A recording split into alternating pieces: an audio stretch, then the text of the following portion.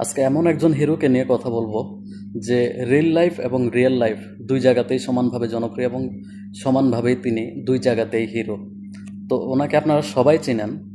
তার নাম হচ্ছে বিজয় থালাপতি। সে ভারতের একজন প্রভাবশালী নায়ক এবং তিনি কিছুদিন আগে ওনার নতুন একটা রাজনৈতিক দল শুরু করছেন।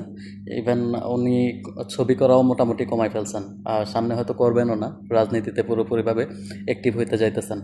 তো বর্তমান নরেন্দ্র মোদীর যে দল বিজেপি প্রধান বিরোধী দল হয়ে ওঠার সম্ভাবনা আছে বিজয় থালাপতির নতুন এই দলটা। তো উনি ফেসিবাদের বিরুদ্ধে মোটামুটি এক প্রকার যুদ্ধই ঘোষণা করছেন। আজকে ওনার ডাকে প্রায় 3 লাখেরও মানুষ একত্রিত হয়েছে। উনি যেদিন পলিটিক্যাল পার্টি ঘোষণা করছে ওই দিনও প্রায় 5-7 লাখ এরকম মানুষ একসাথে হয়েছে। মানে তার জনপ্রিয়তা যে কতটা শীর্ষে সেটা আপনারা যারা তাকে চিনেন বা এইসব খোঁজখবর রাখেন আপনারা সবাই খুব ভালো করে জানেন।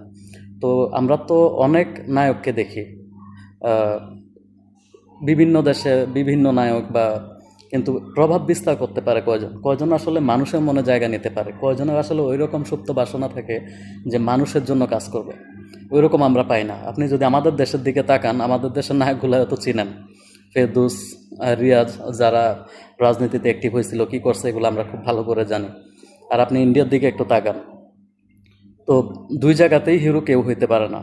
শুধু কেউ কেউ শুধু রিয়েল লাইফে হিরো হয়, সিনেমাতে হিরো হয়, কিন্তু বাস্তবে হিরো হওয়া অতটা সহজ না। তো বিজয় থালাপাতি সেই রকম একজন যে রিয়েল লাইফ আর রিয়েল লাইফ দুই জায়গাতেই সমানভাবে হিরো, এবং তাকে মানুষ এতটা বিশ্বাস করে, মানে মানুষ এতটা তাকে ভালোবাসে।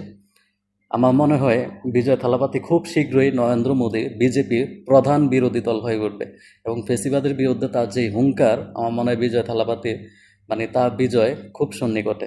মানুষ তাকে এতটাই বেশি পছন্দ করে।